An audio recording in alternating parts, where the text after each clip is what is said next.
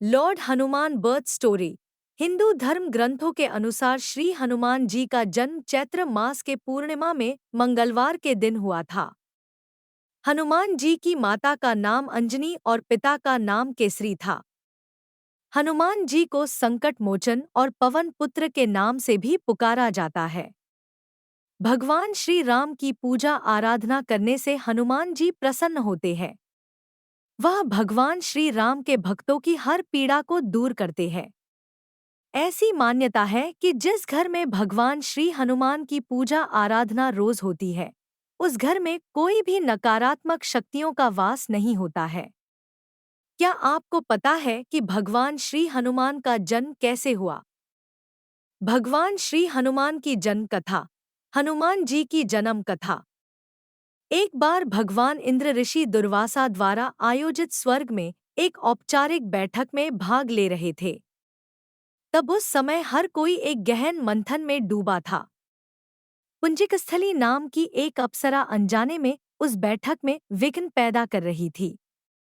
तभी ऋषि दुर्वासा ने उसे ऐसा नहीं करने को कहा।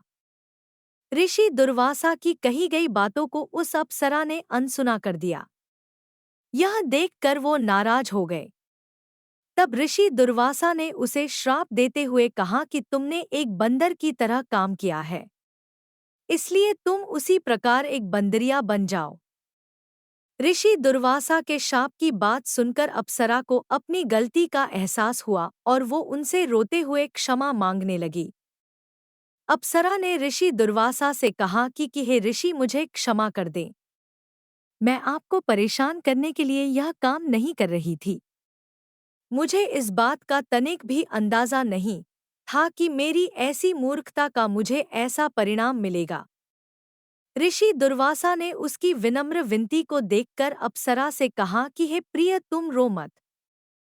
अगले जन्म में तुम एक भगवान से शादी करोगी, लेकिन वह एक बंदर होगा और तुम्हारा जो पुत्र होगा वह बंदर ही होगा, जो बहुत ही शक्तिशाली होगा और भगवान श्री राम का प्रिय भक्त होगा। यह सुनकर पुंजिकस्थली ने ऋषि दुर्वासा को नमस्कार करते हुए दिए गए श्राप को स्वीकार किया। तब माता अंजना का जन्म बंदर भगवान विराट से हुआ। जब माता अंजना विवाह योग्य हो गई तब उनकी शादी बंदर भगवान केसरी से हुई थी।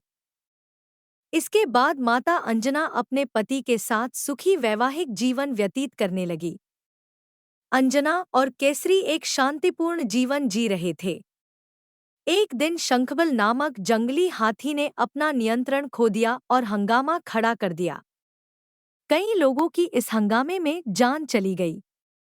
कितने ऋषि इस वजह से अपना अनुष्ठान पूरा नहीं कर सके।